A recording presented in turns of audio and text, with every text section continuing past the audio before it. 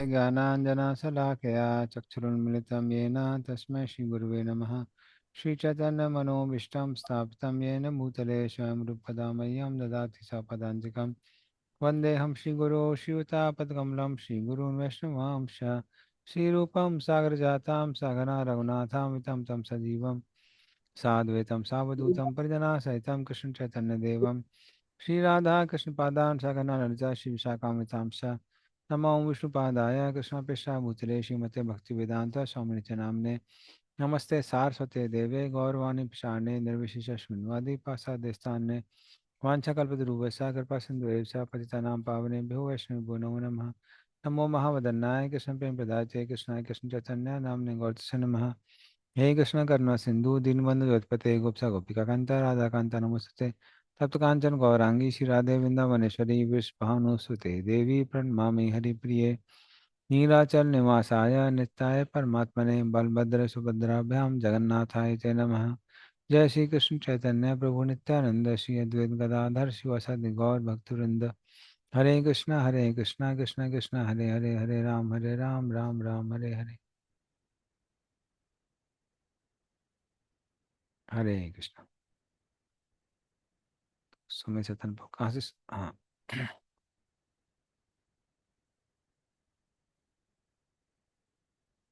है। श्लोक नंबर 39। प्रीतो हमस्तु भद्रं ते लोकानां विजयेच्छया यदस्तौसीर्गुणमयं निर्गुणं मानुवर्णयन्। पर इसका अर्थ होता पर हरे कृष्णा। में दिव्य गुण जो कि संसारी लोगों को सांसारिक प्रतीत होते हैं, उनका जो वर्णन तुम्हारे द्वारा प्रस्तुत किया गया है, उससे मैं अतीव प्रसन्न हूँ। अपने कार्यों से समस्त लोगों को महिमामय करने की जो तुम्हारी इच्छा है, उसके लिए मैं तुम्हें वर देता हूँ। तात्पर्य: ब्रह्मा जैसे शुद्ध भगवत भक्त तथा उनकी गुरु शिष्य परंपरा के भगवत भक्त सदैव ही चाहते हैं कि ब्रह्मांड भर के सारे जीव श्री भगवान से अवगत हो लें। भक्त की यह इच्छा को सदैव श्री भगवान का आशीर्वाद प्राप्त होता है। कभी कभी निर्विशेषवादी लोग भगवान नारायण की कृपा के लिए सत्वगुण के साकार रूप में उनकी प्रार्थना करते हैं, किंतु ऐसी प्रार्थनाओं में श्री भगवान तुष्ट नहीं होते, क्योंकि इससे उनके वास्तविक दिव्य गुणों का गुणगान नहीं हो पाता। श्री भगवान के शुद्ध भक्त उन्हें सदैव अतिशय प्रिय होते हैं, यद्यपि वे सभी जीवों के प्रति सदा कृपालु और दयापूर्ण रहते हैं। यहाँ पर गुणमयम शब्द महत्वपूर्ण है, क्योंकि यह श्री भगवान के दिव्य गुणों से युक्त होने का सूचक है। हरे कृष्णा। धन्यवाद। तो यहाँ भगवान ब्रह्मा जी से कह रहे हैं कि मैं आपकी भक्ति से बहुत प्रसन्न हूँ। हालांकि ये भक्ति मेरी कृपा से ही मिलती है। हाँ।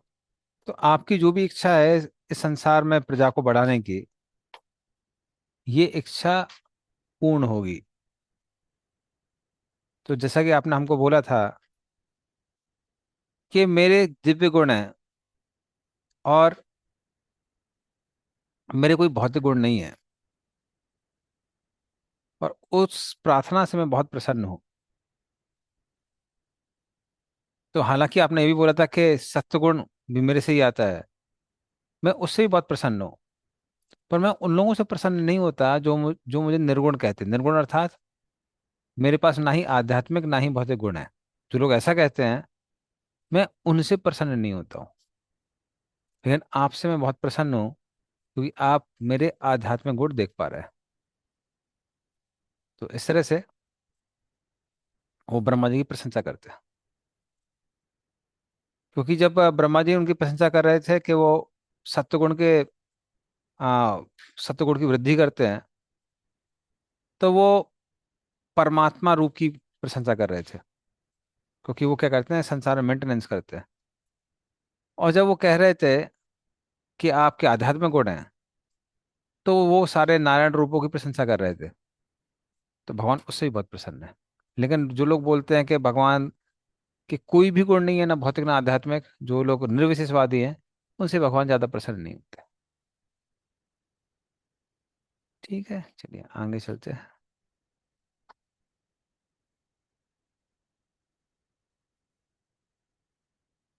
या एतेन पुमान् नित्यं स्तुत्वा स्तोत्रेण माम भजेत् तस्यासु संप्रसीदेयं सर्वकामवरेश्वरः। हाँ, पढ़िए इसका अर्थ तात्पर्य। हरे कृष्णा। जो भी मनुष्य ब्रह्मा की तरह प्रार्थना करता है, इस तरह जो मेरी पूजा करता है, उसे शीघ्र ही यह वर मिलेगा कि उसकी सारी इच्छाएं पूरी हो, क्योंकि मैं समस्त वरों का स्वामी हूँ। तात्पर्य, ब्रह्मा द्वारा की गई स्तुति की कोई ऐसा व्यक्ति नहीं कर सकता है जो अपनी इंद्रिय तृप्ति करने का इच्छुक है।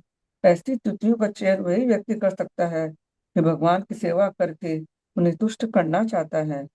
भगवान दिव्य प्रेम भक्ति विषयक समस्त इच्छाएं निश्चय ही पूरी करते हैं, किंतु वह भक्तों की संकों को पूरा नहीं कर सकते, भले ही ऐसे आकस्मिक भक्तजन सर्वोत्कृष्ट प्रार्थना क्यों न करें।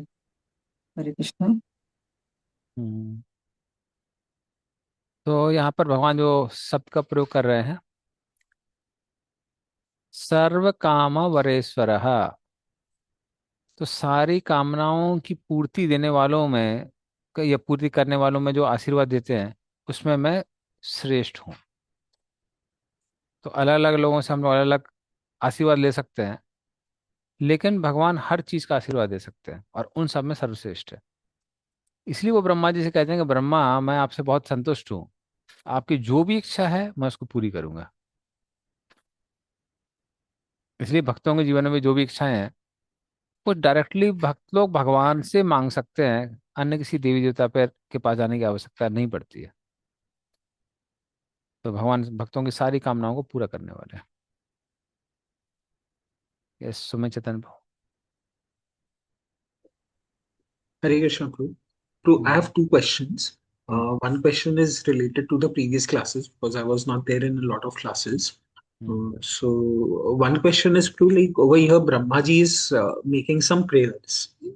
And like in Bhagavatam, when we see, so in Bhagavatam, we come across a lot of prayers.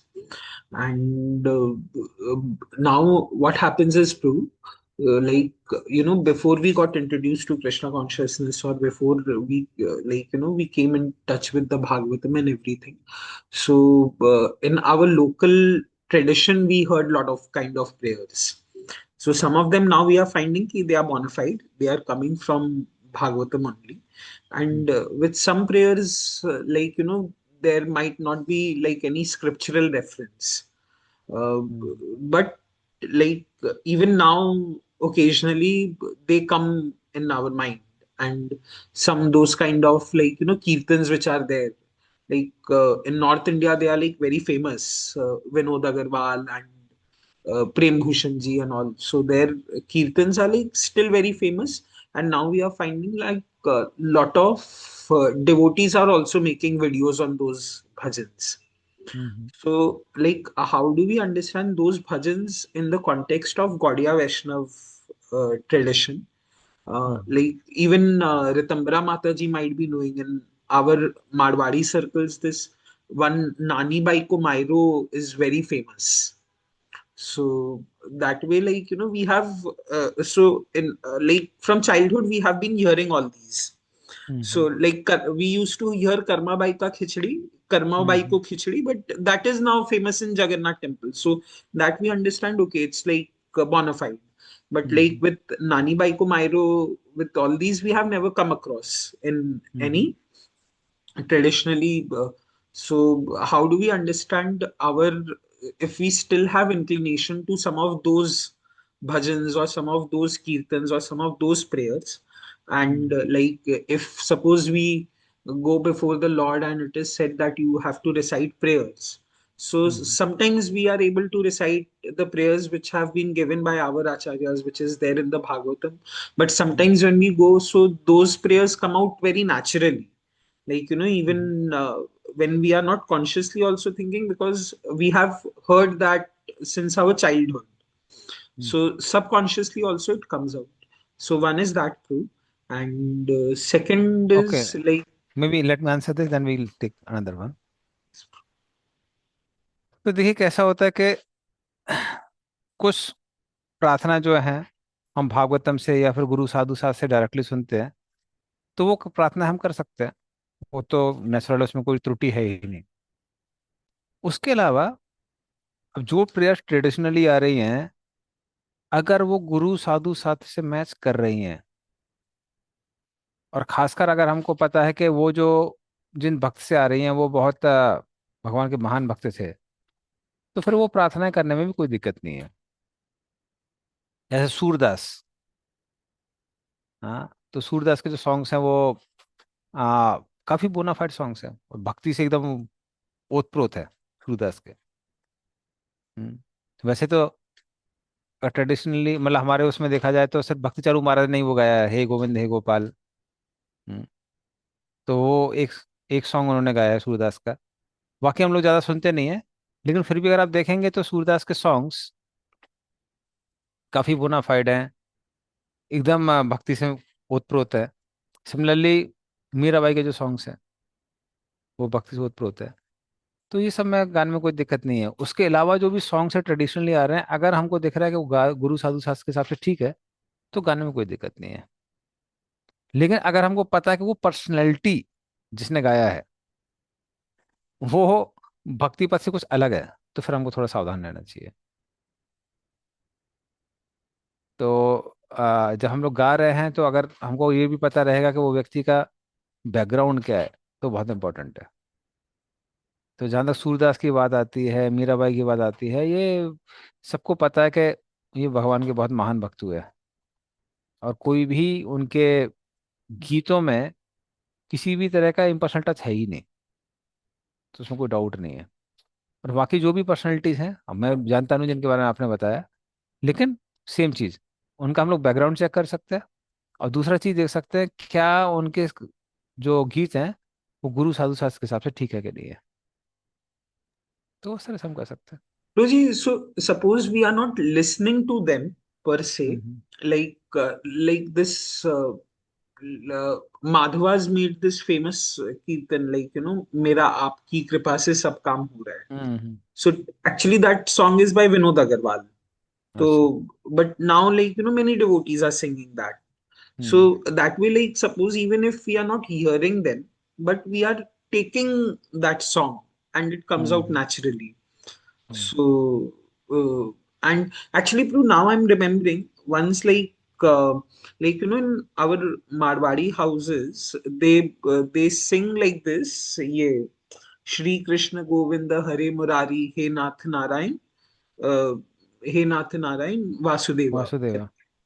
So like I will not mention the name of the devotee, but like one devotee actually told me, no, you should, although it is all the names of Krishna, but you should not sing it because it is most of the people who sing this, they sing it from an impersonalist background. Okay. So, but I was like, "Ki, but these are all the names of Krishna only. Hmm So somebody might be singing it from an impersonalist intention, and hmm I might be speaking it with an personalist intention. So, hmm like, how does that difference comes through? So see, we may not hear from that impersonalist, but because they are names of Krishna, we can always sing them. वैसे ही जो famous हुआ है famous B are Chopra, वो उन्हें B are Chopra क्या नाम था उनका, और जो श्री कृष्णा सीरियल वगैरह बनाया है जिन्होंने, Hmm. वो वहीं से सॉन्ग आया है फेमस, उसके पहले सॉन्ग फेमस नहीं था, तो वही उसके बाद सॉन्ग फेमस हुआ है। और इसलिए भी बहुत लोग गाते हैं। तो उनसे हम सुनते नहीं है, लेकिन गाने में कोई दिक्कत नहीं है। लेकिन जो आपका ये सॉन्ग है, आपकी कृपा से सब काम हो रहा है, करते हो तुम करने के मेरा नाम हो रहा है, तो वो अब देखिए कैसा है, उसको डिवोटीज अलग तरीके से लेते हैं, कई बार जो एकदम कर्मकांडी मार्गवाड़ी होते हैं वो अलग तरीके से लेते हैं। वो ठीक है, भगवान आपका ही बिजनेस है, आप ही चलाइए, और हमारे पास माल आते रहना चाहिए। तो कई बार वो उस सेंस में भी लेते हैं उसको। So we may not take in that sense, we can take in that sense कि ठीक है, जो भी क्रेडिट आ रहा है वो सब भगवान का क्रेडिट है, वो हमारा कोई क्रेडिट नहीं है। तो अगर हम उस तरह से ले रहे हैं दैट इज ओके। तो इसलिए सिर्फ सॉन्ग या भजन मैटर नहीं करते हैं, उसके पीछे क्या इंटेंट है, हम किस इंटेंट से उसको गा रहे हैं या फिर बोल रहे हैं, वो भी मैटर करता है, हम किस तरह से ले रहे हैं। जैसे कई बार इवन भागवतम का व्यू जो है, तो वो जो भी बनिया परिवार है वो कई बार वो लोग उसको अलग तरीके से लेते हैं। जैसे उनमें बहुत फेमस कौन सा है, सुदामा जी का चरित्र बड़ा फेमस है, और वो रीजन ये है क्योंकि सुदामा जी को भगवान ने बहुत कुछ दिया था। तो वो जो कथाकार आते हैं तो वो कहते हैं कोई हाथ नहीं बांधेगा, सब हाथ खोल दीजिए, हाथ खोल दीजिए, क्यों, आज भगवान छप्पर फाड़ के देने वाले हैं, ये सुदामा को दिया है। तो वो अपना वो सब के सब हाथ खोल देते हैं। तो ये काफी, it is not like very devotional perspective, वो वैसा नहीं है। बट ऐसा नहीं है कि सारी चीजें एकदम नॉन डिवोशनली हैं, वैसा भी नहीं है। तो इसलिए मैं कह रहा हूँ आप किस तरह से ले रहे हैं, क्या इंटेंट है, वो सारी चीजें मैटर करती है। और जहां तक ये वाली आती है श्री कृष्ण गोविंद हरे मुरारी, ये तो सब कृष्ण के नाम है, इसमें कोई दिक्कत नहीं है, तो हम लोग उनसे इम्पर्सनली से सुनते नहीं है, बट गाने में कोई दिक्कत नहीं है। नाम नामाकारी बहुधा आनंद सर्वशक्ति सत्रार्पिता नियमित स्मरण निकाला। तो ये भी ट्रू है। और दूसरा कौन सा ट्रू है, अवैष्णव मुखोदगीर्णम पूतम हरि कथा में तम श्रोतव्य नैव कर्तव्यम सर्वप्रतिष्ठा में तब। सर्वोत्तव्य मीन्स मुझे सुनना नहीं है, वो इंपॉर्टेंट चीज है। लेकिन अगर हम गा रहे हैं और एक उस डिवोशनल तरीके से गा रहे हैं, डिवोशनल तरीके से ले रहे हैं, तो फिर उसमें कोई दिक्कत नहीं है। So I hope that is clear. ये नानी बाई को मेरा तो नरसिंह मेहता से रिलेटेड है ना, वो तो अपने मानते ही ना नरसिंह मेहता का तो। हाँ, नरसिंह मेहता को बोनाफाइड है। मुझे हाँ तो मालूम नहीं उसी है, का है मैंने नरसिंह। उनके बारे में सुना नहीं है पहले। हाँ This is Narasimha only Mehta ये Nani Bai Ko Mairo, which I was telling, that is related to Narsi Mehta only actually. हाँ, तो Narsinh Mehta is very bonafide, वो भगवान के शुद्ध भक्त है नरसिंह हाँ मेहता। वो भगवान उनका ना बनने आते बेटी की शादी का सब काम करने। हाँ हम्म। उसी का नानी बाई को मेरा। नहीं, मेन चीज है उनको गाइड किसने किया है, गाइड किसने, शिव जी ने गाइड किया, और कहाँ पे, सीधे उनको रासलीला में लेके गए। तो अब जिसको रासलीला के दर्शन हो रहे हैं, वहां पे सेवा करने को मिल रहा है, तो वो साधारण आदमी व्यक्ति नहीं है। हालांकि अब कुछ लोग वो क्लेम करते हैं कि वो मुचुकुंद के अवतार है, तो वो हमारे आचार्य ने कुछ टिप्पणी नहीं की उसके बारे में कि एग्जैक्टली वैसा है कि नहीं है। पर हम अगर हिस्ट्री देखेंगे तो he is like a great devotee of Krishna. ठीक है, ओके। Yes, Pro, मेरा वो second question answer हो गया इसमें discussion में. ओके, ठीक है, ठीक। Thank you so much, Pro.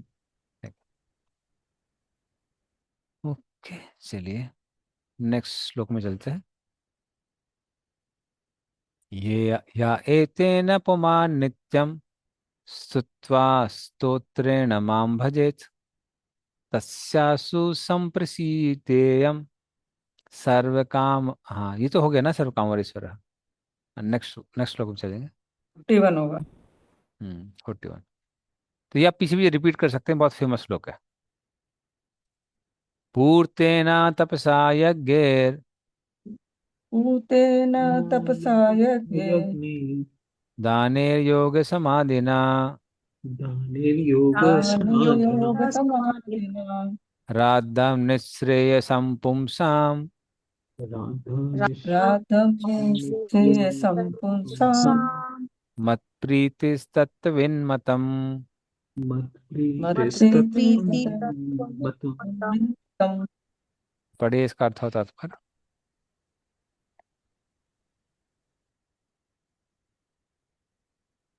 हरे कृष्णा। दक्ष आध्यात्मवादियों का यह मत है कि परंपरागत सत्कर्म, तपस्या, यज्ञ, दान, योग, कर्म, समाधि आदि संपन्न करने का चरम लक्ष्य मेरी तुष्टि का आवाहन करना है। तात्पर्य: मानव समाज में अनेक परंपरागत पुण्य कर्म है तथा परोपकार, उपकार, राष्ट्रीयता, अंतरराष्ट्रीयता, दान, यज्ञ, तप तथा समाधि में ध्यान। किंतु ये सब तभी लाभप्रद हो सकते हैं जब इनसे पूर्ण पुरुषोत्तम भगवान की तुष्टि हो सके। किसी भी कार्य की पूर्णता, चाहे वह सामाजिक हो, राजनीतिक हो, धार्मिक या परोपकार संबंधी श्री भगवान को तुष्ट करने में है। सफलता का यह रहस्य भगवत भक्तों को ज्ञात है, जिसका प्रत्यक्ष उदाहरण कुरुक्षेत्र के युद्ध स्थल में अर्जुन द्वारा प्रस्तुत किया गया। अर्जुन एक नेक अहिंसक मनुष्य के रूप में अपनी परिवारिक जनों से युद्ध नहीं करना चाहता था, किंतु जब वह यह समझ गया कि भगवान श्री कृष्ण चाहते हैं और कुरुक्षेत्र में इस योजना उन्हीं की है, तो उसने अपनी प्रसन्नता का परित्याग करके श्री भगवान की प्रसन्नता के लिए युद्ध किया। सारे बुद्धिमान जनों के लिए यही उचित निर्णय है। मनुष्य को एकमात्र चिंता अपने कार्यों द्वारा श्री भगवान को तुष्ट करने की चाहिए। यदि भगवान किसी कार्य से, चाहे वह कैसा भी हो, तुष्ट हो जाते हैं तो वह सफल है, अन्यथा यह समय का अपव्यय मात्र है। समस्त यज्ञ, तप, यौगिक समाधि तथा अन्य उत्तम एवं पुण्य कर्मों का यही मानदंड है। हरे कृष्णा। धन्यवाद। तो इस श्लोक में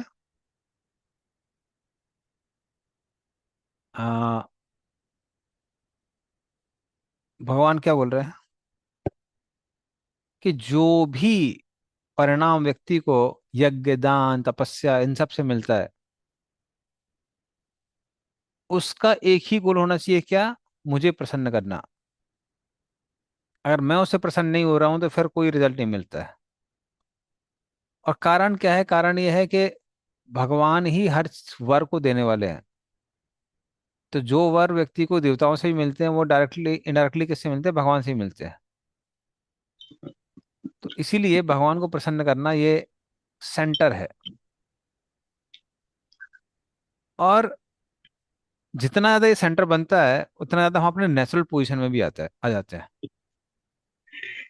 तो हर किसी का नेचुरल पोजीशन क्या है कि भगवान को प्रसन्न करना है। तो हालांकि यहाँ जितने भी लोग जिन भी लोगों के बारे में मेंशन्ड है, योग, समाधि इत्यादि प्राप्त करने वाले, तो अगर उनका भक्ति वाला गोल नहीं है, तो उनको वैसा रिजल्ट नहीं मिलता जैसे भक्तों को मिलता है। तो हालांकि वो चीज सत्य है, किंतु उनको भी भगवान को ही प्रसन्न करना पड़ता है। तो भगवान को प्रसन्न करना ये एक किसी भी जीव के लिए नेचुरल है।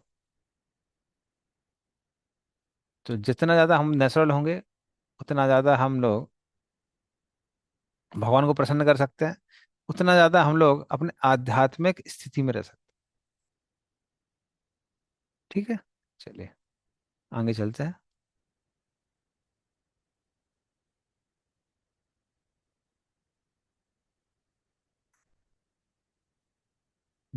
ये भी फेमस है, प्लीज इसको भी रिपीट करिए। ये तो बहुत स्वीट श्लोक है। अहम आत्मात्मनम धाता अहम् आत्मनां धात नाम धात प्रेष्टा सन प्रेयसामपि संप्रेयसामपि कामपि अतो मयि रतिम कुर्यात् अतो मयि अतो मयि तो रतिं कुरु कुर्यात् देहादिर्यत्कृते प्रियः। देहादिर्यत्कृते प्रियः। पढ़िए इसका अर्थ और तात्पर्य।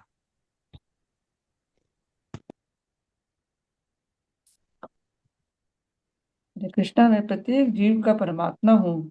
मैं परम निदेशक तथा परम मित्र प्रिय हूँ। लोग स्थूल तथा सूक्ष्म शरीरों के प्रति झूठे ही अनुरक्त रहते हैं। उन्हें तो एकमात्र मेरे प्रति अनुरक्त होना चाहिए। तात्पर्य, पूर्ण पुरुषोत्तम भगवान तो बद्ध तथा मुक्त दोनों ही दशाओं में परम प्रिय है। जो कोई व्यक्ति यह नहीं जानता कि भगवान ही एकमात्र सर्वाधिक प्रिय लक्ष्य है, तब वह जीवन की बद्ध अवस्था में होता है। और जब यह भली भांति जान लेता है कि भगवान ही एकमात्र सर्वाधिक प्रिय लक्ष्य है, तो वह मुक्त माना जाता है। भगवान के साथ अपने संबंध को जानने की कोठियां हैं, जो इस अनुभूति पर निर्भर करती है कि परमेश्वर प्रत्येक जीव के सर्वप्रिय लक्ष्य क्यों है।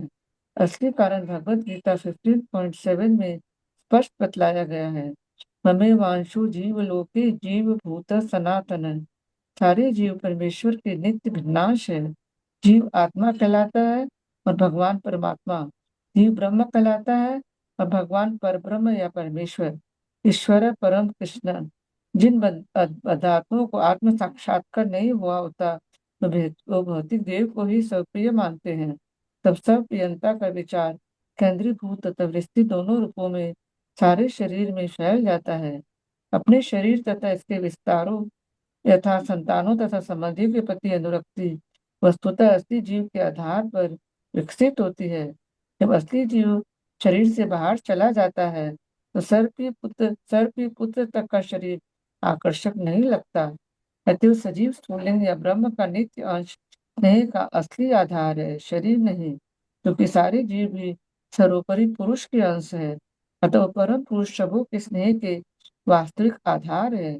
जो व्यक्ति प्रत्येक वस्तु के लिए अपने प्रेम के मूलभूत सिद्धांत को भूल जाता है उसमें केवल टिमटिमाता प्रेम होता है, क्योंकि यह मायाग्रस्त होता है। जो माया के सिद्धांत से जितना ही अधिक प्रभावित होता है वह प्रेम के मूल सिद्धांत से उतना ही विरक्त रहता है। जब तक कोई व्यक्ति भगवान की प्रेमा भक्ति में पूर्णतः विकसित नहीं होता तब तक वास्तव में वह किसी वस्तु से प्रेम नहीं कर सकता। प्रस्तुत श्लोक में पूर्ण पुरुषोत्तम भगवान पर प्रेम को केंद्रित करने पर बल दिया गया है। यहाँ पर पुरुषार्थ शब्द सार्थक है। इसका अर्थ है कि मनुष्य इसे प्राप्त करे। ये इस बात पर बल देने के लिए है कि हमें प्रेम के सिद्धांत पर अधिकाधिक अनुरक्त होना चाहिए। माया का प्रभाव आध्यात्मिक जीव के अंश द्वारा अनुभव किया जाता है, किंतु यह माया परमात्मा पर अपना प्रभाव नहीं दिखा सकती। मायावादी दार्शनिक जीव पर माया के प्रभाव को स्वीकार करके परमात्मा के साथ तदाकार होना चाहते हैं, किंतु परमात्मा के प्रति वास्तविक प्रेम न होने से वे माया के प्रभाव के द्वारा सदैव पाशबद्ध रहते हैं और परमात्मा के निकट पहुंच पाने में अक्षम रहते हैं। यह अक्षमता परमात्मा के प्रति उनके स्नेह के अभाव के कारण है। धनी कंजूस यह नहीं जानता कि वह अपनी संपत्ति का किस तरह उपयोग करे। अतः अत्यंत धनी होते हुए भी उसका कंजूस स्वभाव उसे सदैव निर्धन व्यक्ति बनाए रखता है।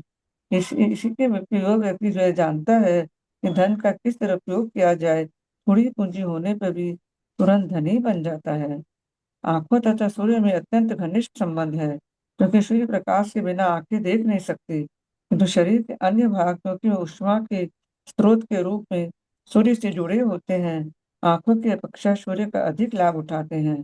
सूर्य के प्रति स्नेह से युक्त हुए बिना आंखें सूर्य की किरणों को सहन नहीं कर सकती, अथवा दूसरे शब्दों में ऐसी आंखों में सूर्य की किरणों की उपयोगिता को समझ पाने की क्षमता नहीं होती।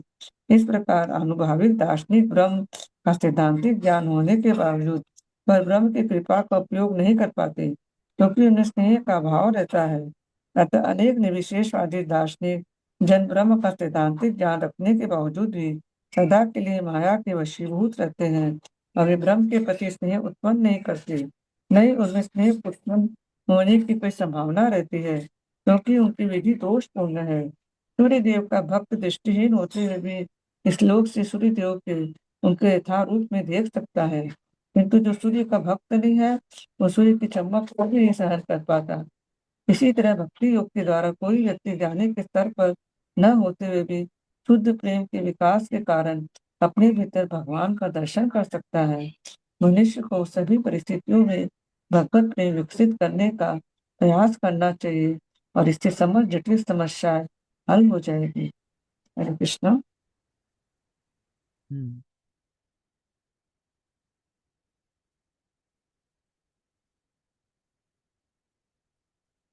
तो ये बहुत सुंदर श्लोक है। तो यहाँ पर भगवान क्या बोल रहे हैं? अहम आत्मात्मनम धातः। तो ये जो श्लोक है ये एक्चुअली इंस्ट्रक्शन की तरह है। तो भगवान क्या कह रहे हैं? जिन लोगों की शुद्ध भक्ति, जो लोग शुद्ध भक्ति करते हैं, वो शुद्ध भक्ति जो कि तीनों गुणों के परे है, उनके लिए तो मैं प्रिय हूं ही, लेकिन सारे जीवों के लिए भी मैं ही प्रिय होना चाहिए, होना चाहिए। तो क्यों होना चाहिए? अहम आत्मा आत्मानम धाता, धाता मतलब प्रिय होना चाहिए। क्योंकि मैं सारे जीवों की आत्मा हूं। तो इस संसार में हर व्यक्ति को अन्य लोगों से, अपने देश से, अपने परिवार से, अपने घर से, इन सबसे अटैचमेंट क्यों होता है, इनसे प्रेम क्यों होता है? क्योंकि उसको शरीर से प्रेम है। क्योंकि मेरा शरीर इस मातृभूमि से आया है, इसलिए ये मातृभूमि मुझे प्रिय है। इन माता पिता से आया तो ये माता पिता मुझे प्रिय है। ये जो शरीर है, इसकी हमारे मेरी जो वाइफ है, मेरे बच्चे हैं, वो उसकी सेवा करते हैं, इसलिए ये मुझे बहुत प्रिय है। अब बच्चे मेरे शरीर से आए इसलिए मुझे बहुत प्रिय है। तो सब लोगों से मुझे प्रेम क्यों होता है? क्यों? क्योंकि मुझे शरीर से प्रेम है। और शरीर से प्रेम क्यों है? क्योंकि शरीर के अंदर आत्मा है। एक बार आत्मा शरीर छोड़ के चली जाती है तो शरीर का कोई प्रेम नहीं करता है। तो एक्चुअली जो आ, प्रेम है वो आत्मा के साथ है। और आत्मा से इतना प्रेम क्यों है? आत्मा से इतना प्रेम इसलिए है क्योंकि वो परमात्मा का अंश है। तो इस तरह से हर व्यक्ति शरीर से प्रेम करता है। देहादर या कृत्य प्रिय। तो वो अल्टीमेटली वो किससे होना चाहिए? वो प्रेम परमात्मा से होना चाहिए, क्योंकि वो उसी का रिफ्लेक्शन है, उसी का विस्तार है। हाँ। और फिर यहाँ पे आप देखेंगे कि भगवान ऐसा नहीं है कि कुछ चीजें बता रहे हैं कि मुझसे प्रेम करना चाहिए, नहीं। अतोमयी रतिम कुर्याद, कुर्याद जो शब्द है वो प्रॉपर स्ट्रॉन्ग इंस्ट्रक्शन है कि जीव को मेरे से रति होना चाहिए, मेरे से अटैचमेंट होना चाहिए। हाँ। तो हालांकि जो जीव माया से ग्रसित होता है वो परमात्मा से प्रेम नहीं कर पाता है। हम्म, क्योंकि वो माया के जंजाल में फंस गया है। लेकिन भगवान बोल रहे हैं जो माया के जंजाल में फंसा है उसको भी वो परमात्मा के प्रति प्रेम को उत्पन्न करने का प्रयास करना चाहिए उसको। हम्म, क्योंकि परमात्मा से जो प्रेम है वो हर जीव के लिए बहुत नेचुरल है। हाँ, वो बहुत नेचुरल है। जैसे आ, एक जो धनी व्यक्ति है, पर वो क्या हो गया है, किसी एक्सीडेंट की वजह से वो भूल गया है, उसकी मेमोरी लॉस हो गई है। तो वो धनी होते हुए भी कैसा है, गरीब है। क्यों गरीब है? क्योंकि उसको अपने धन के बारे में पता नहीं है। तो जो जीव का धन है वो क्या है? कृष्ण प्रेम, कृष्ण के प्रति प्रेम है। लेकिन वो उसको भूल गया है, इसलिए वो अपने प्रेम को यहाँ वहाँ अलग अलग लोगों में बांटता रहता है या उनसे आसक्त होता रहता है। लेकिन भगवान क्या कह रहे हैं कि वो प्रेम डेवलप करना चाहिए हर जीव को। किसकी प्रति? भगवान बोले मेरे प्रति। तो हालांकि परमात्मा सबसे ज्यादा प्रिय होने चाहिए, लेकिन कर्म योगी हैं, ज्ञान योगी हैं, वो तो उनके लिए प्रिय नहीं है। जैसे ज्ञानी लोग हैं वो क्या करते हैं? वो ब्रह्म की उपासना करते हैं। तो उनकी तुलना किससे की गई है? उनकी तुलना उन लोगों से की गई है जो सूर्य की रोशनी के नीचे रह के ठंड से, अंधकार से, इन सब से बचते तो हैं, लेकिन फिर भी उनका, क्योंकि उनके अंदर वो कृतज्ञता का भाव नहीं है, तो सूर्य के प्रति उनका क्या नहीं होता है, उनका उनकी आसक्ति नहीं होती है।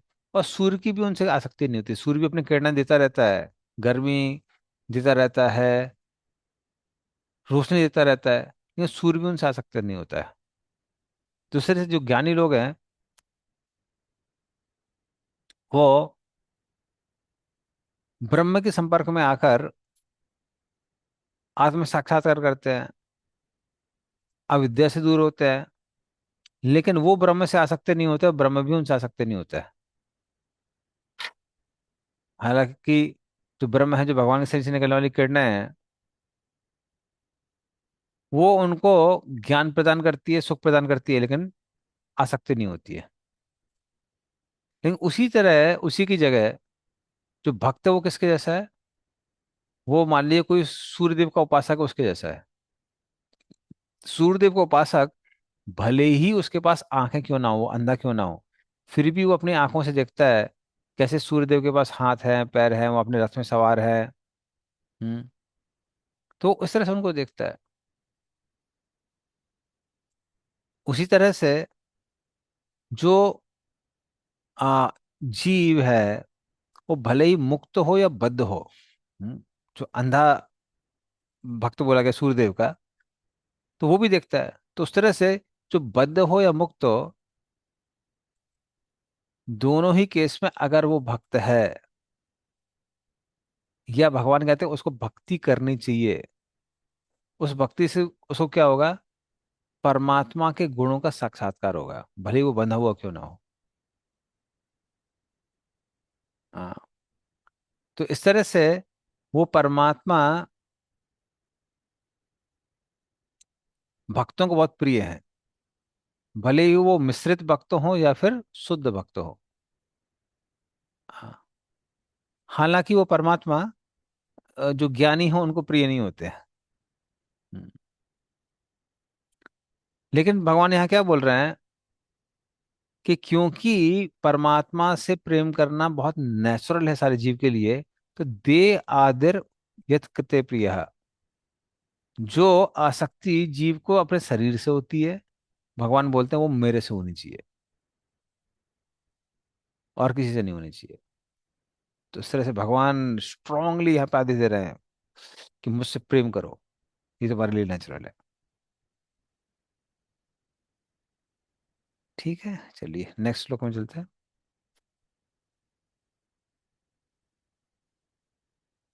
तो आपने बहुत ही कम श्लोक देखे होंगे जहाँ भगवान डिमांड कर रहे हैं मेरे से प्रेम करो।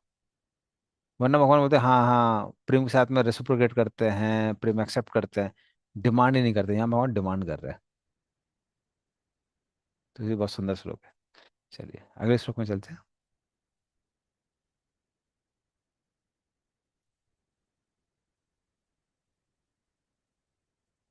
सर्ववेदमयेनेदम् आत्मनात्मन सर्ववेदमनेयेदम् आत्मनात्मनात्मयोनिना प्रजास्रज यथा पूर्वम याश्चा मय्यनुसेरते।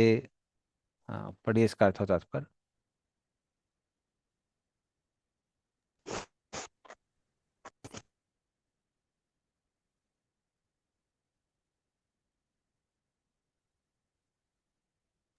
हरे कृष्णा।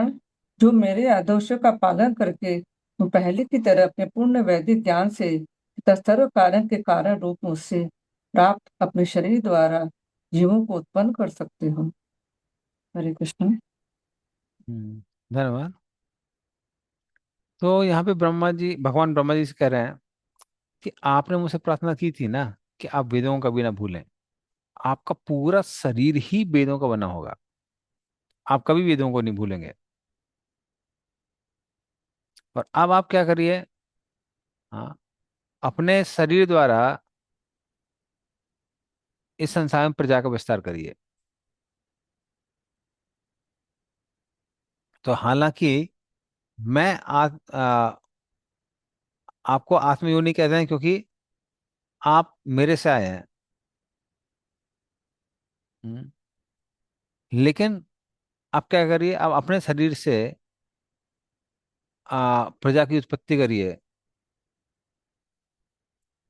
क्योंकि आप मेरे बहुत आज्ञाकारी हैं और आपके पास भक्ति है। तो इसलिए भगवान बेसिकली आशीर्वाद क्या दे रहे हैं, आप ही आराम से कर पाएंगे, आप चिंता मत करिए। तो इस तरह से भगवान दोनों आशीर्वाद देते हैं ब्रह्मा जी को। आशीर्वाद देते हैं कि आप अपनी सेवा कर पाएंगे, और आशीर्वाद देते हैं कि सेवा करते समय आप मुझे भूलेंगे नहीं, या फिर आप भक्ति से अलग नहीं होंगे। तो इस तरह से दोनों आशीर्वाद भगवान ब्रह्मा जी को करते हैं। ठीक है, चलिए आगे चलते हैं।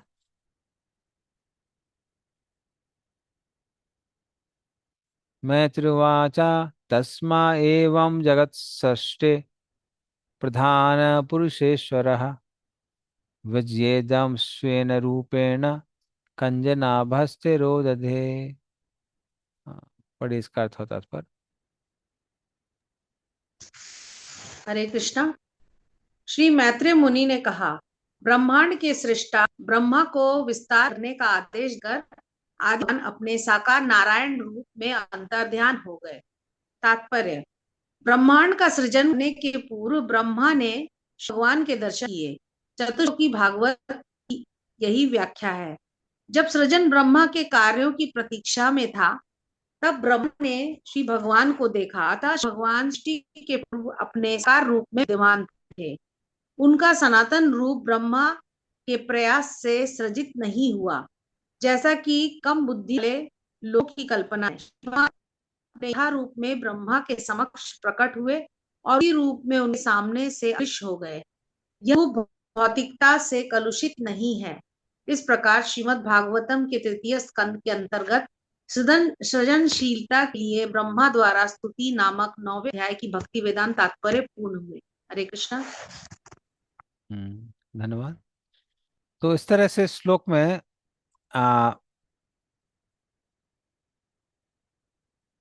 ये बताया गया है कि कैसे भगवान अंतर्ध्यान हो जाते हैं। तो कुछ आचार्यों के अनुसार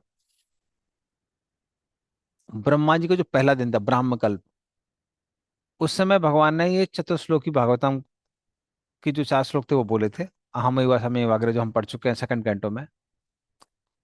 और ये जो श्लोक हैं ये ब्रह्मा जी के दूसरे परार्ध का आखिरी दिन, लास्ट डे, उस दिन बोले गए थे। हाँ, तो खासकर इस चैप्टर में जो 32, 33, 41 और 42 नंबर श्लोक हैं, ये सारे के सारे जो श्लोक हैं ये भगवान ने ब्रह्मा जी के पहले पदार्थ के जो आखिरी दिन था उसमें बोले हैं ये श्लोक। तो ये कुछ आचार्यों का ओपिनियन है। और इस तरह से भगवान आशीर्वाद देके ब्रह्मा जी को फिर अंतर ध्यान हो जाते हैं। ठीक है, चलिए। यस, पलाश प्रो। प्रभु जी। हम्म तो लाइक जैसे आपने अभी कहा कि वो जो पहले के जो चतुश्लोकी भागवतम वो पहले कहा गया है, और ये बाद में ये अभी जो 41 42 जो हम्म श्लोकास है, तो यही कारण है क्या प्रभु जी? लाइक इसके पहले ये वाले जो श्लोक है, लास्ट श्लोक यहाँ पर कहा गया है कि लाइक अभी वो अंतर्धान हो गया, now he will be like start his creation. Hmm and इसके जस्ट लास्ट मतलब इसके अगले पिछले वाले श्लोक में वहां पर ट्रांसलेशन में है कि now you start your creation of the living entity like before. Hmm तो वो क्या पहले वो क्रिएशन कर चुके थे, मतलब मीन्स या लिविंग एंटिटीज का? हाँ हाँ, देखिए ये ब्रह्मा जी के दिन के एंड में जो एनिहिलेशन होता है उस समय की हम्म। बात है। तो उसमें सिर्फ प्रलय कहाँ तक होता है? स्वर्गलोक तक होता है। स्वर्गलोक के ऊपर के लोकों में प्रलय नहीं होता है। हम्म। इसलिए इसमें सिर्फ वहां का ही वर्णन है, बाकी जगहों का वर्णन नहीं है।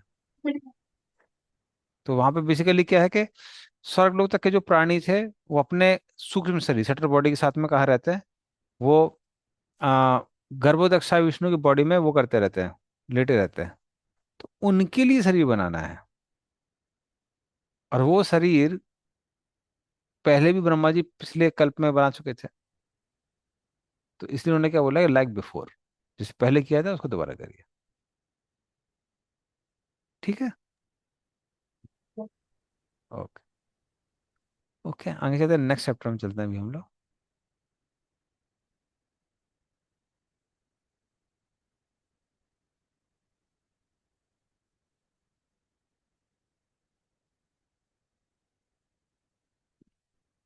चैप्टर का नंबर भी 10 है और चैप्टर का नाम ये डिविजन, 10 डिविजन ऑफ क्रिएशन।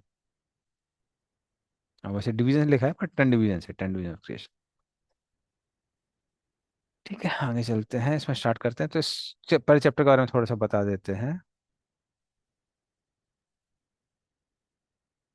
तो कैसे ब्रह्मा जी 10 तरह के शरीरों को बनाते हैं, कैसे उनको डिवाइड करते हैं,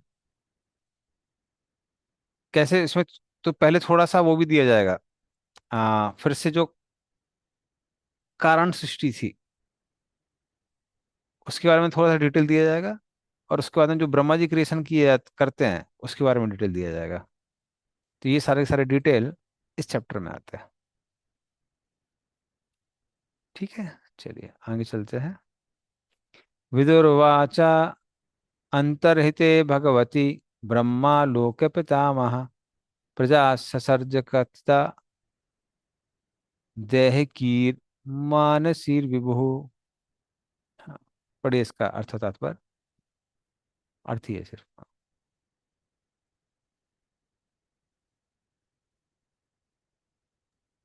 हरे कृष्णा। श्री विदुर ने कहा, हे महर्षि, कृपया मुझे बताया कि लोकवासियों के पितामह ब्रह्मा ने अंतर्धान हो जाने पर किस तरह से अपने शरीर तथा मन से जीवों के शरीर को उत्पन्न किया। तो अब विदुर जी आतुर हो जाते हैं विसर्ग सुनने के लिए, ब्रह्मा जी की सृष्टि कैसे की है, और उससे संबंधित वह भी प्रश्न पूछ रहे हैं उनसे। तो कृपया करके बताइए कैसे ब्रह्मा जी ने सृष्टि की। ये चा में भगवान प्रिय पृष्ठास त्वयि अर्था बहुवित्तम तान वद स्वानुपूर्वेण छिंदी न सर्व संशयान। पढ़िए इसका अर्थ तात्पर्य। हरे कृष्णा। हे महान विद्वान, कृपा करके मेरे सारे संशयों का निवारण करें, और मैंने आपसे कुछ जिज्ञासा की है उसे आदि से अंत तक मुझे बताएं। तात्पर्य। विदुर ने मैत्रेय मुनि से प्रासंगिक प्रश्न पूछे, क्योंकि वे अच्छी तरह जानते थे कि श्री मैत्रेय मुनि उनकी जिज्ञासाओं के सारे विषयों का उत्तर देने हेतु उचित व्यक्ति हैं। मनुष्य को अपने शिक्षक की योग्यताओं पर पूर्ण विश्वास होना चाहिए, और विशिष्ट आध्यात्म प्रश्नों के लिए किसी अनभिज्ञ व्यक्ति के पास नहीं जाना चाहिए। जब शिक्षक के लिए ऐसे प्रश्नों का काल्पनिक उत्तर मिले तो यह समय का अपव्यय मात्र है। हरे कृष्ण। धन्यवाद। तो वो अपना कॉन्फिडेंस दिखा रहे हैं मैत्रिमुनि पे, विदुर जी, कि अभी तक जो भी मैंने आपसे प्रश्न पूछे थे आपने क्या किया था, छिंदी ना सर्व संशया। आपने सारे जो भी मेरे प्रश्न थे, संशय थे, उन सबको छिन्न भिन्न कर दिया है, उन सबको काट दिया है। और इसलिए आप आगे विसर्ग के बारे में बताइए जो कि ब्रह्मा जी करते हैं। तो प्रोपाल लिख रहे हैं कि जब तक किसी को फेथ नहीं होगा, वो विश्वास नहीं होगा गुरु पे, तब तक व्यक्ति प्रश्न का उत्तर सुन के भी उसको फॉलो नहीं कर पाएगा। कारण क्या है? कॉन्फिडेंस नहीं है कि जो गुरु से सुना है वो सही है कि नहीं है। तो इसलिए वो बहुत इंपॉर्टेंट है कि आप जिसे सुन रहे हैं आप प्रश्न पूछ सकते हैं, लेकिन अल्टीमेटली जो गुरु साधु शास्त्र हैं उन पर विश्वास होना चाहिए। तो ये बहुत इंपॉर्टेंट है। ठीक है, चलिए आगे चलते हैं। सूतवाच एवं संचोदितस्तेन छत्रा कौसर्वार्मुनिः प्रीता प्रत्याह तान् प्रश्नान् हृदि स्थान अथ भार्गव।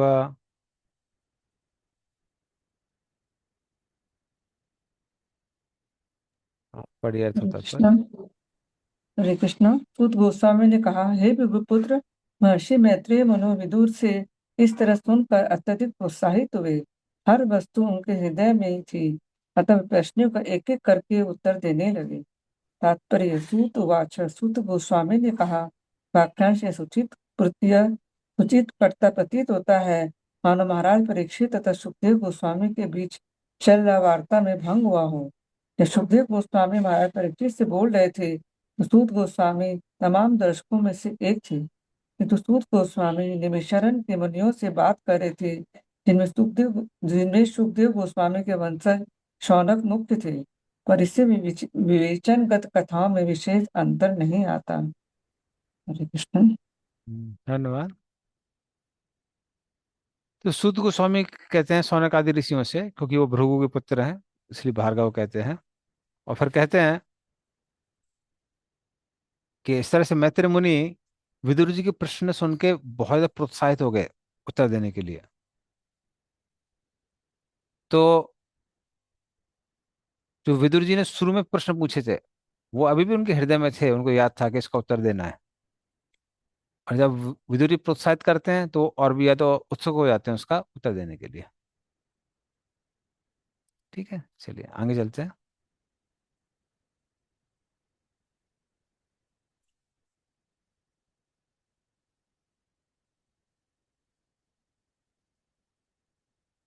मैत्रुवाच विरिञ्चोऽपि तथा चक्रे दिव्यं वर्षशतं तपः आत्मनि आत्मानमावेश्य यथा भगवानजः।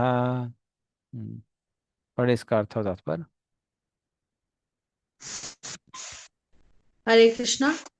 परम भगवान श्री मैत्री मुनि ने कहा, हे विदुर, इस तरह श्री भगवान द्वारा दी गई सलाह के अनुसार ब्रह्मा ने 100 दिव्य वर्षों तक अपने आप को तपस्या से संलग्न रखा और श्री भगवान की भक्ति में लगाए रखा। तात्पर्य, ब्रह्मा ने भगवान नारायण के लिए अपने आप को संलग्न रखा। इसका अर्थ यह है कि उन्होंने श्री भगवान की सेवा में अपने आप को लगाए रखा। यही यह यही वह सर्वोच्च तपस्या है जो कितने ही वर्षों तक की जा सकती है। ऐसी सेवा से कोई निवृत्त नहीं होता, क्योंकि यह शाश्वत और सदैव उत्साहवर्धक होती है। हरे कृष्णा। हाँ, तो वेदोंचोपि तथा चक्रे दिव्यम वर्ष शतम तपः। ब्रह्मा जी ने 100 वर्षों तक दिव्य तप किया। दिव्य मोस्टली देवताओं का होना चाहिए। हाँ, और क्या किया? आत्मनि आत्मानम आवेश्य, अपने मन में मन को आवेशित किया। किसमें किया?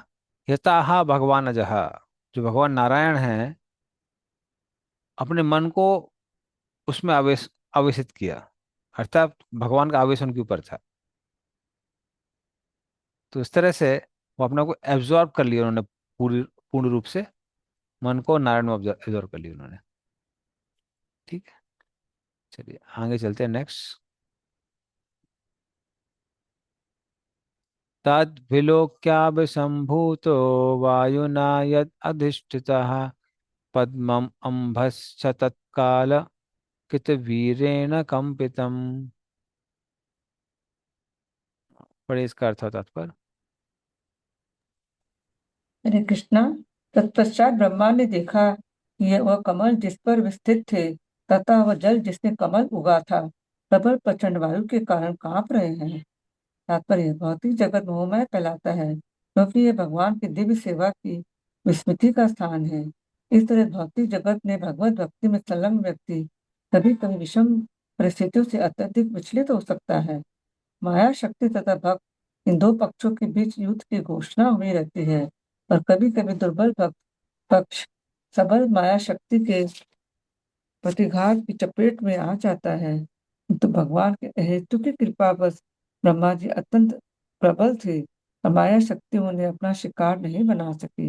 यद्यपि यह उनकी चिंता का कारण तब बनी जब वह उनके पथ को लड़खड़ाने में समर्थ हुई। हरे कृष्ण। हम्म। तो पद्मम अम्भश्च तत्काल कृत वीरेण कंपितम। तो काल के प्रभाव के कारण जो जल में कमल था वो कांप रहा था। हाँ, किसी कारण कांप रहा था? जो वहां पर वायु बह रही थी उसके कारण कांप रहा था। तो ये ऐसा नहीं कि अभी हो रहा था, ये प्रलय काल के समय से ही चल रहा था। उस समय से ही वायु में और जल में बहुत वेग था, और उन दोनों के कारण इस सब जगह कंपन हो रहा था। अभी ये जो कमल है वो भी क्या होने लगता है? कंपित होने लगता है। ठीक है, आगे चलते हैं नेक्स्ट श्लोक में।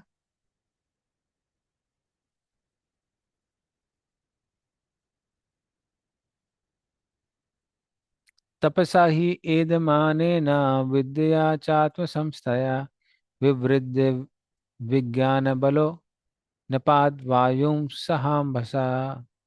हाँ, पढ़िए इसका अर्थ होता पर।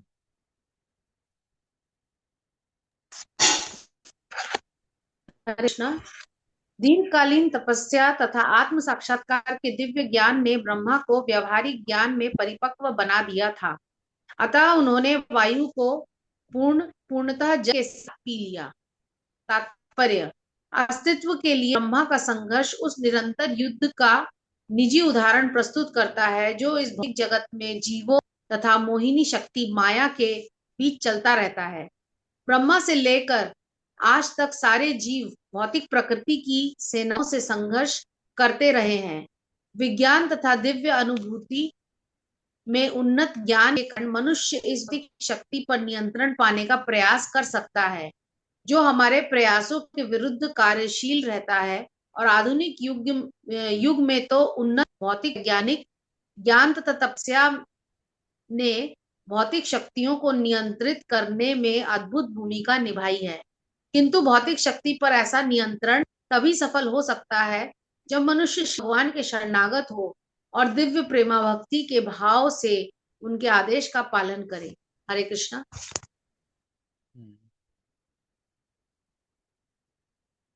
धन्यवाद। तो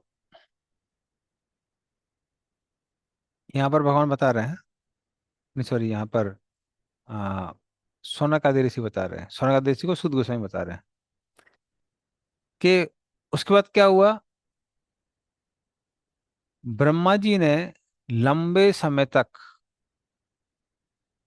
विद्या चात्म संस्थया, पूरे ज्ञान के साथ में लंबे समय तक उन्होंने क्या किया, ध्यान किया और मंत्रोच्चारण किया। उससे उनको इतनी शक्ति प्राप्त हो गई कि वो जल को और वायु को दोनों को पी गए। तो एक चीज प्रभुपाद बहुत रिमार्केबल बोला है, जो कि हम ब्रह्मा जी के एपिसोड सीख सकते हैं, कि ब्रह्मा जी का आसन डोल रहा था और उसी में उनको तपस्या करनी पड़ी। तो कई बार क्या होता है, भक्तों के जीवन में भी उथल पुथल होती रहती है। और ये क्वेश्चन मैं बहुत डिवोटी सुन चुका हूँ कि प्रभु जी, हम लोग भक्ति प्रैक्टिस करना चाहते हैं, फिर इतनी दिक्कतें क्यों आती है? भगवान को सब कुछ अच्छे से सेटल कर देना चाहिए ना। तो ऐसा तो है नहीं कि हम लोग कुछ और करना चाहते हैं, हम लोग भक्ति ही करना चाहते हैं। तो भक्ति करना चाहते हैं, फिर क्यों वो इतना अनसेटलमेंट करके रखते हैं भक्तों के जीवन में? तो ये ब्रह्मा जी के टाइम से आ रहा है। तो जब तक भौतिक जगत में हम लोग हैं तो समस्याएं आती रहेंगी, और उसी के बीच में क्या करना है, उसी में अपनी पूजा भक्ति मेडिटेशन सब करना है। जैसे भक्ति भाव में भी सबके लिए चैलेंज रहता है। तो अगर कोई भक्त सोचते हैं कि नहीं नहीं, अच्छे से टाइम मिलेगा, सब कुछ शांत हो जाएगा, तब हम आराम से भक्ति भाव करेंगे, तो वो फिर होगा नहीं। जो लाइफ है उसमें स्ट्रगल चलते रहेंगे, वो स्ट्रगल्स के साथ में भक्ति भाव कोर्स करना है। और सिर्फ भक्ति भाव कोर्स नहीं, भक्ति के लिए भी ऐसे ही है। तो ये ब्रह्मा जी के टाइम से चला आ रहा है। तो इसमें कोई असर वाली बात नहीं। ठीक है, चलिए आगे चलते हैं। तो ब्रह्मा जी यहाँ पे वायु को भी पी गए, जल को भी पी गए, अब शायद दोनों चीजें शांत हो गई। तद विलोक्य वियत व्यापी पुष्करम यद अधिष्ठितम अनेन लोकान प्रागलीनान कल्पितास्मीति अचिंतयत। हाँ, पढ़िए इसका अर्थ होता है इस पर। हरे हरे कृष्णा। कृष्णा। बढ़िया माता जी आप। हरे कृष्णा। हरे कृष्णा। तत्पश्चात उन्होंने देखा कि वह कमल जिस पर वे आसीन थे ब्रह्मांड भर में फैला हुआ था। उन्होंने विचार किया कि उस समस्त लोगों को किस तरह उत्पन्न किया जाए जो उसके पूर्व उसी कमल में लीन थे। तात्पर्य, ब्रह्मांड के सारे लोगों के बीच उसी कमल में गर्भस्थ थे जिस पर ब्रह्मा आसीन थे। भगवान ने पहले से सारे लोगों को उत्पन्न कर रखा था और सारे जीव भी ब्रह्मा में जन्म ले चुके थे।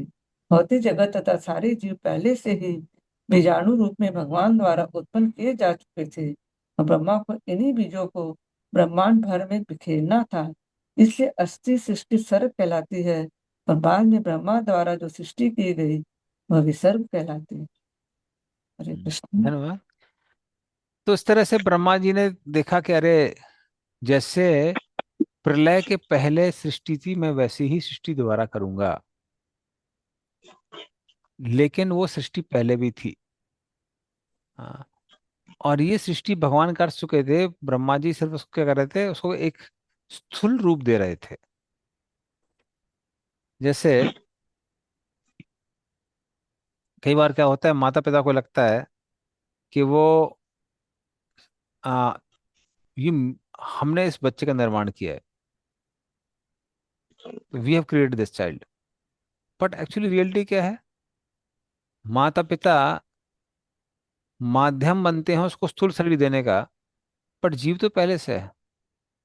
और सिर्फ जीव के आत्मा नहीं है, सूक्ष्म शरीर भी पहले से ही है। तो उसी तरह से सूक्ष्म रूप में ये जो ब्रह्मांड का ब्लूप्रिंट था, वो विराट रूप में पहले से स्थित था। अब ब्रह्मा जी क्या करने वाले हैं, उसको ग्रॉस फॉर्म देने वाले हैं। हम्म, उसको एक स्थूल रूप देने वाले हैं। हरे कृष्णा प्रभु जी। हाँ जी। हरे कृष्णा प्रभु जी। हाँ बोलिए। सादर प्रणाम। जैसे प्रभु जी अभी आप बोले ना कि भक्ति में बाधाएं आती हैं, हम भक्ति वैभव कोर्स बाद में करेंगे। ये बात शायद मेरे ऊपर अभी लागू हो रही है, क्योंकि अभी हम बेंगलोर आए हैं 20 दिन पहले। मेरे प्रभु, मतलब बेंगलोर आए थे, स्टेशन से उतरते साथ ही प्रभु ऐसे चलते चलते गिर पड़े। तो उनके पूरे सीधे पैर में फ्रैक्चर हो गया, हिप्स का फ्रैक्चर हो गया। साधारण से गिरे थे, कुछ नहीं हुआ, कोई किसी चीज से टकराई नहीं, कोई धक्का नहीं, कुछ भी नहीं हुआ था। और सीधे उनको स्टेशन से ही हमें हॉस्पिटल ले जाना पड़ा, वहां उनको इमरजेंसी में करना पड़ा एडमिट। अगले दिन उनकी बड़ी सर्जरी हुई है, पूरी रॉड लगी है, प्लेट्स लगी हैं। 6 महीने के लिए एकदम अभी यहाँ पर हम लोग बेड पे हैं। सारी प्रभु जी की सेवा मेरे को करनी पड़ रही है, बेड पर ही उनका सब कुछ होता है। वो अभी 23 दिन हो गया, अभी तक करवट भी नहीं लिए उन्होंने, एकदम स्ट्रेट लेटे हुए हैं। तो अभी हम यही सोच रहे हैं, भक्ति वैभव शायद में मेरे को बीच में छोड़ना पड़ेगा। लेकिन अब अभी 1-2 लाइन बोले ना कि भक्ति वैभव हम बाद में कर लेंगे, तो थोड़ा सा प्रोत्साहन मिला कि नहीं छोड़ूंगी, नहीं करती रहूंगी। जैसे देखते हैं कहाँ तक चल पाता है, नहीं चल पाता है। तो थोड़ा सा मोटिवेट हुई हूँ मैं। नहीं तो अभी 2 दिन पहले सोची थी, अब नहीं होने का भक्ति वैभव, क्योंकि बहुत ही ज्यादा इसमें प्रॉब्लम आ रखी है। इधर में यहाँ आया तो छोटी बच्ची पोती भी है मेरी 10 महीने की, उसका भी थोड़ा सा रहता है। मतलब भगवान कहाँ से कैसे क्या हो जाता है। लेकिन यही अच्छा हुआ कि वो बेंगलोर में आके गिरे हैं, क्योंकि यहाँ मेरा बेटा बहू है, बच्चे हमारे सब यहीं रहते हैं। तो कम से यहाँ कम आके गिरे, देखभाल हो जाएगी अभी। तो ये भी भगवान की कृपा है कि बेंगलोर में आके गिरे हैं वो। कैलकाटा में होता हम्म तो शायद मैं कुछ नहीं कर पाती, अकेले रहते हैं वहां पर हम दोनों। तो ये भी भगवान की कृपा है कि यहाँ पर आके जो कुछ, वो तो होना था, जो कुछ होना है वो तो होना ही था प्रभु जी। तो वही भक्ति वैभव के लिए अभी सोच रही थी मैं 2 दिन पहले कि अब शायद नहीं हो पाएगा, कुछ नहीं हो रहा है। क्लास भी अटेंड नहीं कर पा रही हूँ मैं ढंग से, कुछ भी नहीं कर पा रही हूँ। अभी थोड़ा सा टाइम मिला तो हमने सोचा चलो रीडिंग कर लेते हैं। तो वही हम्म। बात शायद मेरे ऊपर लागू हो रही है अभी। नहीं, काफी प्रेरणादायक, आप कंटिन्यू कर रहे हैं। हाँ, बस जैसे और टाइम मिलता है तो देख लेती हूँ। हम्म, तो कोशिश करते रहिए। और कोशिश ही करनी पड़ती है, वरना संघर्ष रहता है। जैसे आज एकादशी का दिन है, एकादशी दिन में 64 माला करता हूँ। हम्म। तो सुबह सुबह अपना वही। मॉर्निंग प्रोग्राम करने के बाद पूरा दिन क्लास देना, फिर अभी फिर क्लास है, अभी भी कुछ 8 माला बची हुई है 64 में से। हम्म। तो वो संघर्ष करना पड़ता है। पर ये है, इसी मैंने ऑब्जर्व किया है कि संघर्ष करते करते करते भगवान कभी भी ऐसी स्थिति में नहीं डालते हैं कि संघर्ष भी संभव ना हो। जैसे आपने बताया हम्म। कि बेंगलोर में आके जो भी हुआ हुआ, तो ये मेरा भी हाँ वही। ऑब्जर्वेशन रहा है कि भगवान संघर्ष देते हैं, बट ऐसा संघर्ष नहीं देते हैं कि चीजें हम अक्षम हो जाए एकदम। भगवान कुछ ना कुछ विचलित थोड़ा सा नहीं देखते हैं कि हुए। हाँ, आया, कुछ ना कुछ। कष्ट आया है लेकिन विचलित नहीं हुए, क्योंकि बच्चे थे यहाँ, हाँ। उन्होंने संभाल लिए।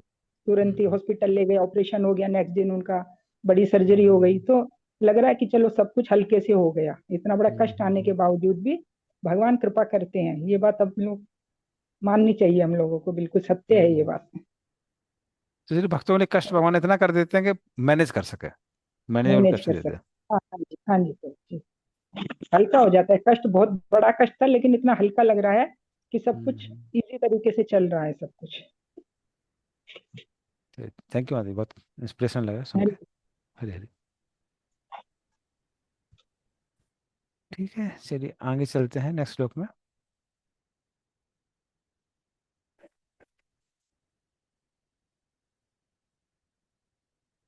पद्म कोशम तदाविश्य भगवत कर्म चोदितः एकं विभंक्षिद ऊर्धा त्रिधा भाव्यम द्विसप्तधा।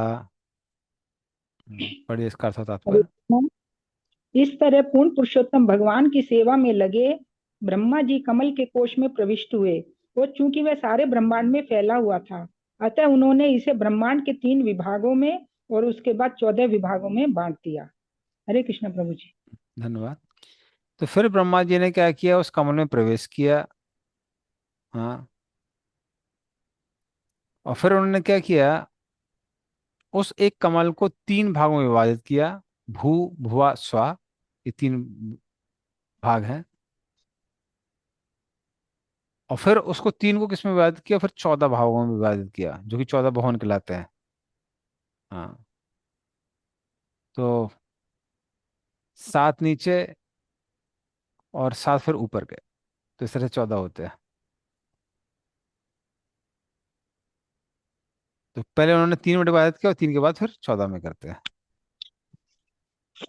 ओके, चलिए आगे चलते हैं नेक्स्ट श्लोक में। हम्म। एतावान् जीवलोकस्य संस्था भेदा समाहृतः धर्मस्य हि अनिमित्तस्य विपाका परमेष्ट्यसो। पढ़िए इसका अर्थ और तात्पर्य।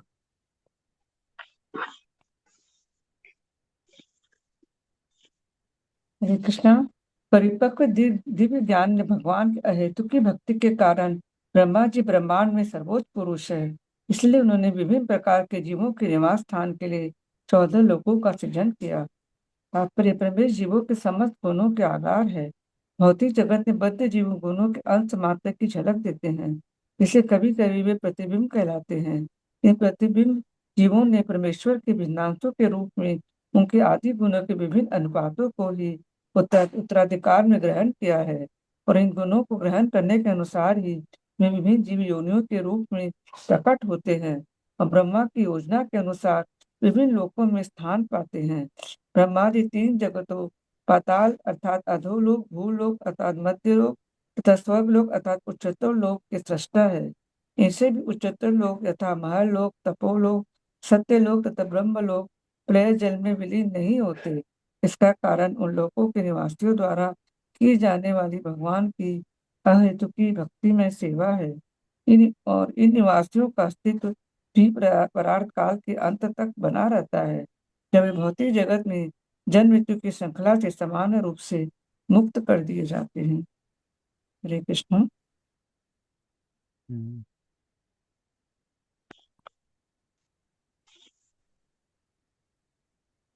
तो धन्यवाद। तो फिर ब्रह्मा जी ने क्या किया, संस्था भेद। तो सारे जीवों के जो शरीर हैं वो एक एनवायरनमेंट में रह पाते हैं, और उसके अनुसार उन्होंने क्या किया, इस तरह 14 भवन बनाए और अलग अलग स्थान बनाए। तो ब्रह्मा जी ऐसा क्यों कर पाए? ब्रह्मा जी इसलिए कर पाए क्योंकि धर्म से ही अनिमित्त से।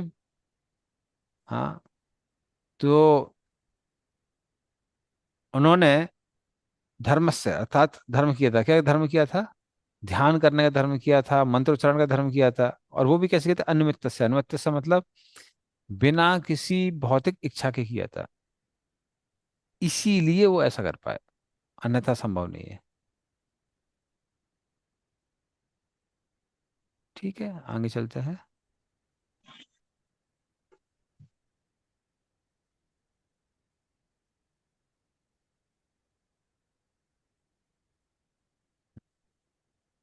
विदुर्वाचा यथात्थ बहुरूपस्य हरेरद्भुतकर्मणः कालाख्यं लक्षणं ब्रह्मन् यथा वर्णयना प्रभो। हाँ, पढ़िए इसका हरे अर्थ कृष्ण। और तात्पर्य। विदुर ने मैत्रेय से पूछा, हे प्रभु, हे परम विद्वान विद्वान ऋषि, कृपा करके नित्य काल का वर्णन करें, जो अद्भुत अभिनेता परमेश्वर का दूसरा रूप है। नित्य काल के क्या लक्षण हैं? कृपा करके हमसे विस्तार से कहें। तात्पर्य, यह संपूर्ण ब्रह्मांड अणुओं से लेकर विराट ब्रह्मांड तक के चित्र विचित्र जीवों का प्राकट्य है, और यह सब परमेश्वर के काल रूप के नियंत्रण में है। नियंत्रक काल विशिष्ट जीवधारियों के अनुसार विभिन्न विस्तारों वाला है। परमाणु लय के लिए एक काल है और विश्व लय के लिए भी एक अलग काल है। मनुष्य के शरीर के लय का एक काल है और विश्व शरीर के लय का भी एक काल है। वृद्धि, विकास तथा परिणामी कर्म, ये सभी काल पर आश्रित हैं। विदुर विभिन्न प्राकृतिक प्राकट्यों तथा उनके विलीन होने के कालों के विषय में विस्तार से जानना चाह रहे थे। हरे कृष्ण प्रभु जी।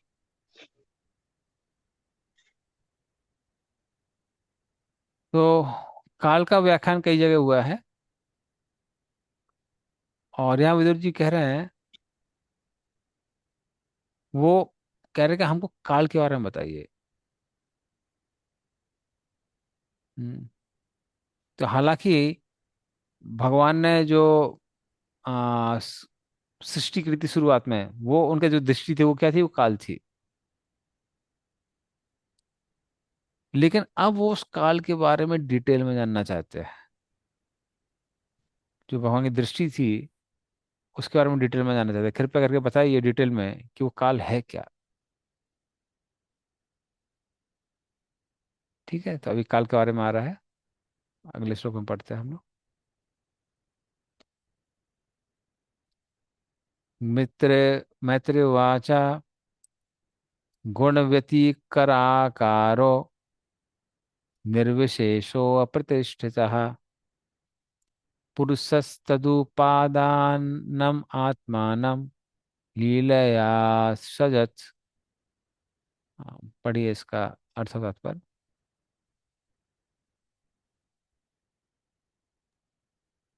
हरे कृष्णा। मैत्रेय ने कहा, नित्य काल ही प्रकृति के तीन गुणों की अन्योन्य क्रियाओं का आदि स्रोत है। यह अपरिवर्तनशील तथा सीमा रहित है और भौतिक सृजन की लीलाओं में यह भगवान के निमित्त रूप में कार्य करता है। तात्पर्य, विशेष काल तत्व भगवान के उपादान निमित्त के रूप में भौतिक जगत की पृष्ठभूमि है। यह भौतिक प्रकृति को भक्ति को प्रदत्त की गई सहायता का घटक है। कोई भी नहीं जानता कि काल कब प्रारंभ हुआ और इसका कब अंत होता है। काल तत्व ही भौतिक जगत के सृजन, पालन तथा संहार का लेखा जोखा रख सकता है। ये काल तत्व सृष्टि का भौतिक कारण है, अतः भगवान का श्वास है। काल भगवान का निर्विशेष रूप माना जाता है। आधुनिक लोगों ने भी अनेक प्रकारों से काल तत्व की व्याख्या की है। कुछ लोग इसे लगभग उसी रूप में स्वीकार करते हैं जैसा कि श्रीमद् भागवत में बतलाया गया है। उदाहरणार्थ, हिब्रू साहित्य में काल को ईश्वर के स्वरूप के रूप में स्वीकार किया गया है। उसमें कहा गया है कि ईश्वर ने भूतकाल में पैगंबरों के द्वारा पिताओं से कभी कभी और अनेक प्रकार से बातें की। तत्व मीमांसा की दृष्टि से काल को परम पूर्ण तथा वास्तविक के रूप में विभेदित किया जाता है। परम पूर्ण काल तो सतत है और भौतिक वस्तुओं की गति या मंदता से अप्रभावित रहता है।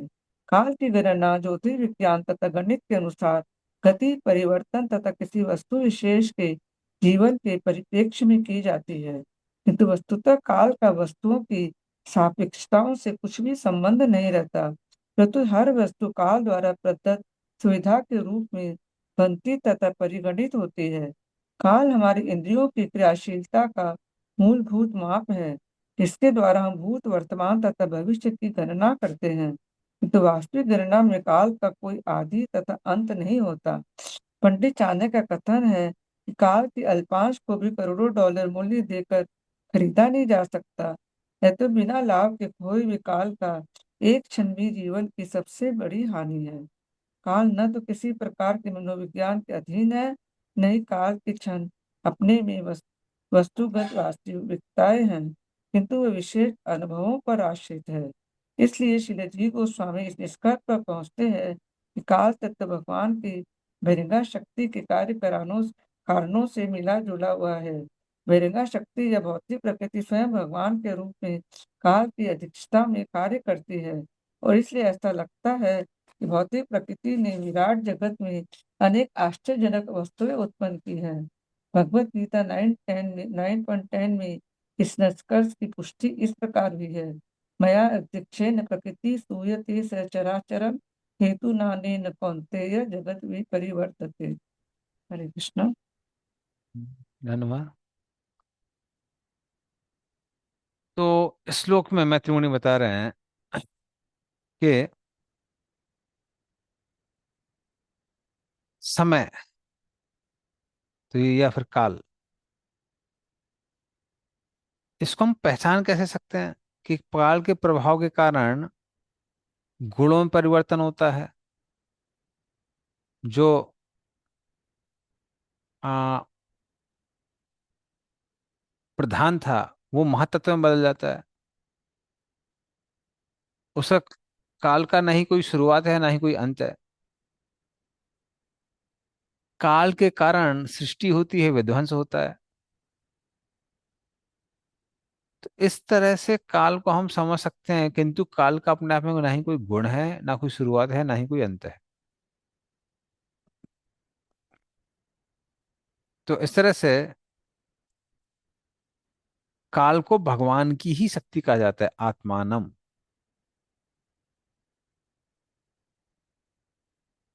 क्यों कहा जाता है कि भगवान ही काल है? और कारण यह है क्योंकि भगवान अपनी शक्ति से अभिन्न है, और उनकी एक शक्ति है जिसको हम लोग बोलते हैं काल। और इसको यहां बोला गया तत् उपादानम, या फिर एफिशिएंट कॉज। तो दो कारण होते हैं, निमित्त कारण, उपादान कारण। तो काल को उपादान कारण इसलिए कहा गया है क्योंकि काल में ही सारे इफेक्ट आ जाते हैं। टाइम के साथ में चीजें इस संसार में हमेशा सृष्टि होती रहती है, और हमेशा इस संसार में विध्वंस होता रहता है। और विध्वंस के बाद में जो भी अवशेष बचते हैं वो सब प्रकृति में जड़ित रहते हैं। या फिर हम लोग बोलते हैं ना कि इस समय ये हुआ था, उस समय वो हुआ था, तो ये सब कहाँ रजिस्टर हो जाता है? ये सब का सब काल में रजिस्टर हो जाता है। इसलिए इसको इतना महत्वपूर्ण कहा गया है काल को। ठीक है, तो बहुत सूक्ष्म है काल। ओके, अगले श्लोक में चलते हैं।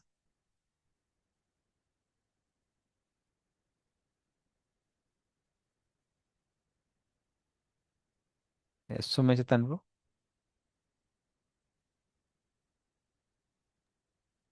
So, Prabhuji, like you mentioned that this is Kal is known as Tad Upadhanam because it is the cause. So, like, it is not the, it is called efficient cause, yes. okay, उपादान कारण is basically you can say ingredient cause, although the most important efficient cause is नहीं नहीं नहीं, he is efficient cause, sorry, efficient cause. हाँ, पूछे पूछे, question पूछे, फिर बताता हूँ। so like we used to hear that immediate cause, intermediary cause, and the ultimate cause. Hmm So, ultimate cause is basically our forgetfulness of Krishna, hmm because of which we came into this material world. And then tad upadanam should be for forgetfulness of Krishna, na? But why is it for Kal then over here? Severe, हम लोग जो यहाँ पे बात कर रहे हैं, हम सृष्टि की बात कर रहे हैं। अगर आपको याद होगा, मैंने एक उदाहरण दिया था, किसका? एक कुम्हार का उदाहरण दिया था, पॉटर का। कि वो क्या करता है, उस पहिए में लकड़ी से ऐसे घुमाता है उसको, मिट्टी को बीच में रखता है और मिट्टी को शेप करता है, इससे घड़े बनते हैं। तो जनरली उस कुम्हार को ही हम लोग क्या बोलते हैं कि वो एफिशिएंट कॉज है, इज एफिशिएंट कॉज। लेकिन वो किसके माध्यम से कर रहा है? उस लकड़ी के माध्यम से कर रहा है, तो उस लकड़ी को भी कभी कभी हम क्या बोल सकते हैं, एफिशिएंट कॉज। तो ये जो लकड़ी है, इसकी तुलना किससे की गई है? ये काल से की गई है। हालांकि ये काल है क्या अल्टीमेटली? ये महाविष्णु की दृष्टिपात है, कब दृष्टिपात है। तो इसलिए इसको वहां पे क्या बोला गया है? एफिशिएंट कॉज बोला गया है। ठीक है, so from this perspective. And to like last time in few verses, few chapters earlier, we had studied that Kal is basically the incarnation, like it is the Shivji, Shambhu, yes Shambhu yes. Tattva. So, so Prabhu ji, वो एक वो भी आता है ना कि like Shivji had appeared because of the anger of Brahma ji when the Prachetas decided to become brahmacharis. Rudra का जो Satish Kumar wanted to become हाँ ब्रह्मचारी। चतुष कुमार प्रभु, तो वो वो देखिए वो कैसा है, जैसे कृष्ण सब जगह हैं, लेकिन वो वसुदेव और देवकी के माध्यम से निकलते हैं। नरसिंह देव सब जगह हैं, पर वो कहाँ से, वो एक स्तंभ से बाहर निकलते हैं, वो उस तरह से है। तो इटरनली काल है, लेकिन उसमें ब्रह्मा जी के माध्यम से वो प्रकट होते हैं। He comes to the medium of Brahma. ठीक है। Okay. Yes Palash bro. Hare Krishna. प्रभु जी, यहाँ पर डिस्कशन में जैसे आपने कहा कि लाइक जो टाइम है वो सब कुछ जो डिसाइडिंग फैक्टर है कि वो जो चेंज होता है उसमें टाइम ही ऐसा फैक्टर है जो यहाँ पर वो एज ए उपादान mean as a instrument that is changing, that is a cause. So that is या directly related to whether it is directly related to the Lord's desire, because ultimately Brahmaji is now he will be creating because of the Lord's desire. So is it so that Lord's desire actually is the factor that is the हाँ अब ये होगा, तो that is ये होगा means that is the change of time, and now अब ये destruction होगा, so like that is the change of the time. So basically it's a is it the only the Lord's desire, or it is uh, means it is a separate entity? परास शक्तिर्विविधे विश्रूयते स्वाभाविकी ज्ञान बल क्रिया च। तो उस तरह से जो भगवान का डिजायर है वो क्या है, वो इच्छा शक्ति है। पर इच्छा शक्ति का सिर्फ भगवान की एक शक्ति है, फिर क्रिया शक्ति है, लीला शक्ति है। तो उसी तरह से उन भगवान का एक विस्तार क्या है, काल है। तो जब भगवान कर रहे हैं तो उनकी जो दृष्टि है वो क्या है, वो काल है। So he does it but through the medium of his energies. तो उस तरह से काल पिक्चर में आता है। ठीक है Okay. Plus proof. हाँ जैसे मीन्स आप बोल मीन्स रहे हैं कि प्लस प्रूफ साइन कर रहे हैं,